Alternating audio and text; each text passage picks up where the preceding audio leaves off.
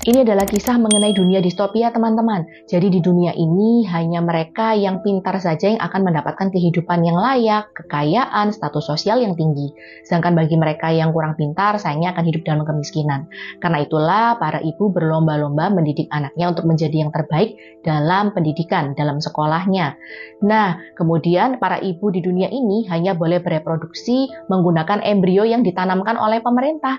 Jadi tugas para ibu hanyalah untuk mendidik anaknya menjadi yang terbaik, menjadi yang terpintar di sekolahnya. Ketika mereka berhasil, mereka akan mendapatkan apresiasi dari pemerintah berupa pin seperti ini, teman-teman.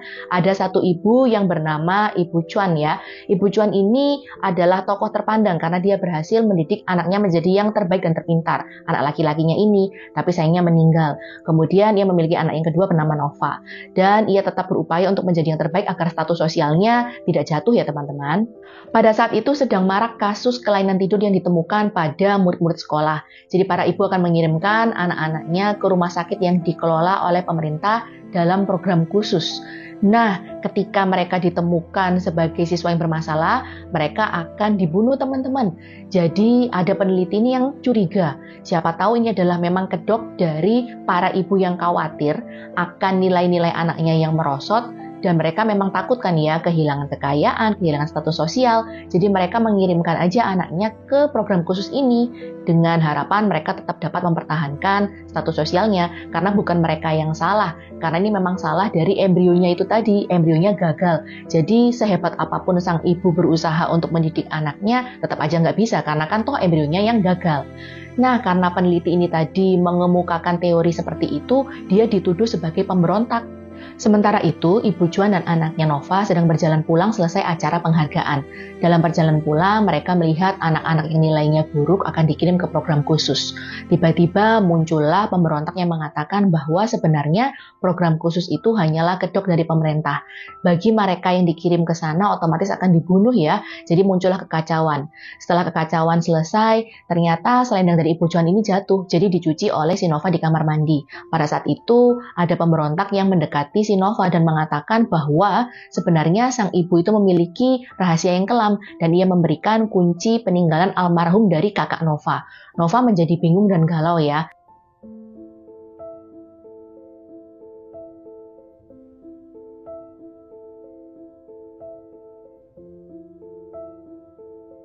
Ketika les, guru privatnya ini menyampaikan bahwa sebenarnya Nova ini kurang pintar. Sayangnya si Nova memang tidak sepintar sang kakak nih teman-teman. Jadi nilai pelajarannya itu semakin merosot. Bahkan guru privatnya khawatir bisa jadi Nova ini nggak akan naik kelas. Karena itulah sang ibu menjadi semakin takut. Apalagi ketika cahaya dari pinnya ini berkurang teman-teman. Jadi di dunia ini ketika anaknya mendapat nilai yang buruk, otomatis cahaya dari pin itu akan berkurang. Ketika cahayanya nggak menyala sama sekali, dia otomatis akan turun status sosialnya. Dan ibunya nggak mau kan ya. Makanya dia mengajak si Nova untuk melihat bagaimana sebenarnya kehidupan masyarakat yang dianggap tidak pintar. Karena Nova nggak mau hidup di dunia yang seperti itu, jadi ibunya bilang, karena itu kamu harus belajar lebih keras ya. Nah, kemudian sesampainya di rumah, sang ibu ini kan malu ya, dia nggak mau semua orang tahu kalau nilainya si Nova itu merosot.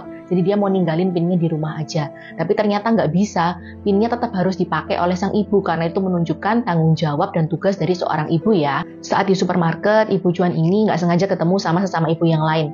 Karena dia malu, jadi dia berusaha menutupi pinnya tadi. Bahkan dia berbohong bahwa nilainya Nova itu lebih bagus daripada almarhum kakaknya.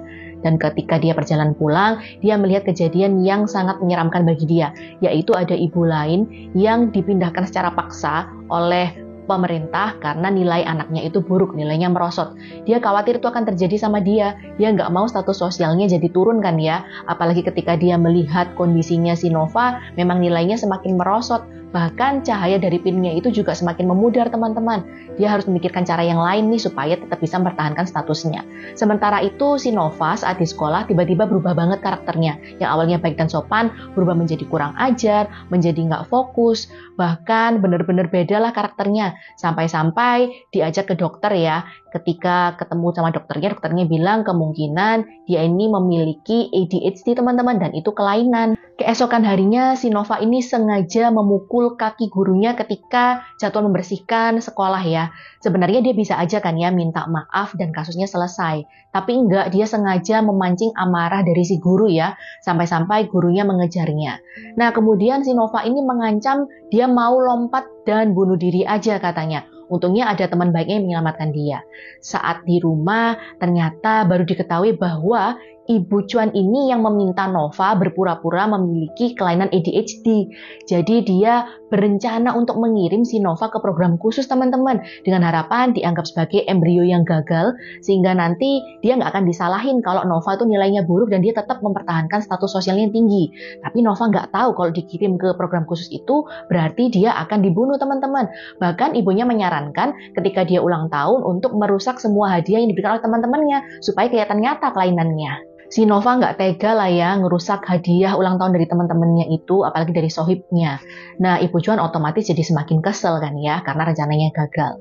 Sementara itu, teman baik dari si Nova, Ji Cheng ini menanyakan kondisinya. Kenapa kok dia jadi berubah gitu loh, tapi dia nggak mau bilang.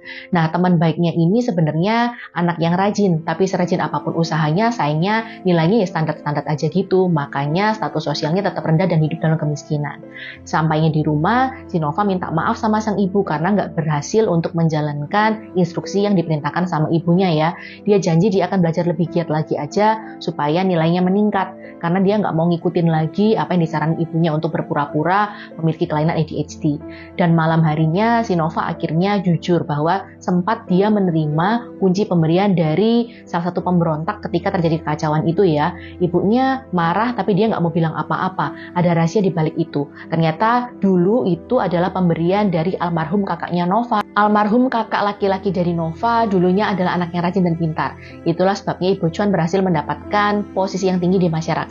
Sayangnya Nova memang gak sepintar kakaknya teman-teman. Jadi Ibu Cuan pura-pura aja setuju dengan ide Nova yang berusaha menaikkan nilainya dengan belajar giat. Walaupun ia sebenarnya memilih ide pura-pura kelainan ADHD tadi ya. Dan saat di sekolah, si Nova bertemu kembali dengan salah satu pemberontak yang ditemui di awal. Jadi pemberontak ini bilang dia tahu kalau si Nova ini diminta ibunya pura-pura memiliki kelainan ADHD. Dia kan kaget kok bisa ibu pemberontak itu tahu rencananya. Jadi ibu pemberontak ini bilang bahwa tinggal cek aja buku panduan yang diberikan kepada semua ibu saat akan diberikan embrio oleh pemerintah. Dia akan tahu bahwa setiap embrio yang dianggap gagal yang memiliki kelainan akan dikirim ke program khusus yang ujung-ujungnya akan dibunuh. Bahkan ibu ini juga cerita kematian kakaknya itu bukanlah kecelakaan. Jadi si Nova menyelidiki lebih jauh apa penyebabnya. Dan ternyata penyebabnya adalah ditubruk oleh truk teman-teman. Jadi dia menemui supir truknya. Supir truk menjelaskan bahwa almarhum kakak Nova memang sengaja membunuh dirinya dengan menabrakkan diri kepada truk. Dan Nova menjadi sangat syok. Kenapa bisa kakaknya yang sepintar itu memutuskan untuk bunuh diri? Dan otomatis berimbas kepada nilai sekolahnya semakin merosot ya teman-teman. Dan cahaya dari pin si Ibu Cuan semakin menghilang. Pada saat itu, Nova juga bertanya lebih lanjut mengenai program khusus kepada temannya. Temannya bilang, itu berbahaya dan rahasia sebenarnya. Nah, di sisi lain, Ibu Cuan yang semakin khawatir memutuskan untuk berkunjung ke rumahnya Ji ya, agar ia bisa memisahkan Ji dan juga Nova.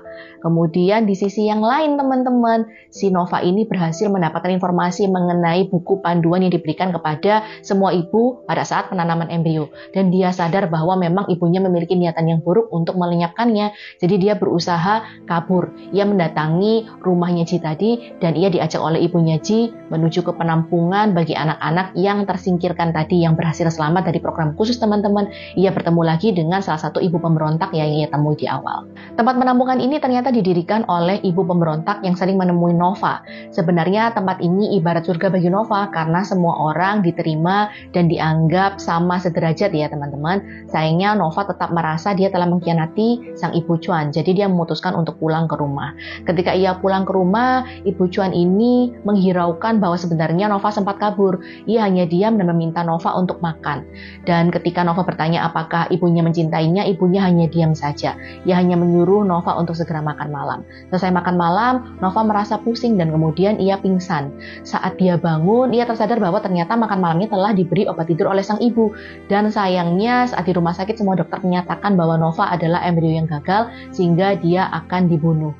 Di sisi yang lain, Ibu Chuan berhasil mendapatkan kesempatan untuk diberikan embrio yang baru, teman-teman. Jadi dia berhasil melenyapkan Nova dan mempertahankan status sosialnya. Karena nilai buruknya Nova adalah akibat kelainan embrio, bukan salah dari Ibu Chuan. Selesai proses transplantasi embrio, Ibu Chuan ternyata terbangun di sebuah gua. Ia diculik oleh para pemberontak, teman-teman. Jadi para pemberontak ini menanyakan mengapa ia tega melenyapkan kedua anaknya ya demi ambisinya. Jadi terungkap bahwa dulunya almarhum kakak Nova itu ingin menjadi seniman tapi ditolak oleh sang ibu. Ibunya ini memiliki ambisi yang tinggi dan tekanan yang begitu hebat sehingga almarhum kakaknya Nova memutuskan untuk bunuh diri. Jadi memang ambisinya benar-benar parah ya teman-teman. Dan ia juga melaporkan organisasi tempat penampungan itu kepada pemerintah sehingga semua yang ada di penampungan itu dilenyapkan oleh pemerintah. Di sisi lain sang ibu ini justru malah menerbitkan buku baru. Ia menerbitkan buku mengenai bagaimana cara mendidik anak yang hebat. Dan ketika MC-nya bertanya bagaimana cara untuk menjadi ibu yang hebat dalam menghasilkan anak-anak yang hebat, dia berkata kalau ada kemauan pasti ada jalan. Film berakhir dengan sang antagonis menjadi pemenang. Nah, gimana pendapat kalian mengenai film ini teman-teman? Silahkan komen di bawah ini ya. Tolong like dan subscribe juga ya teman-teman. Dukung kami supaya kami semakin semangat untuk membuat konten-konten di channel ini. Thank you teman-teman.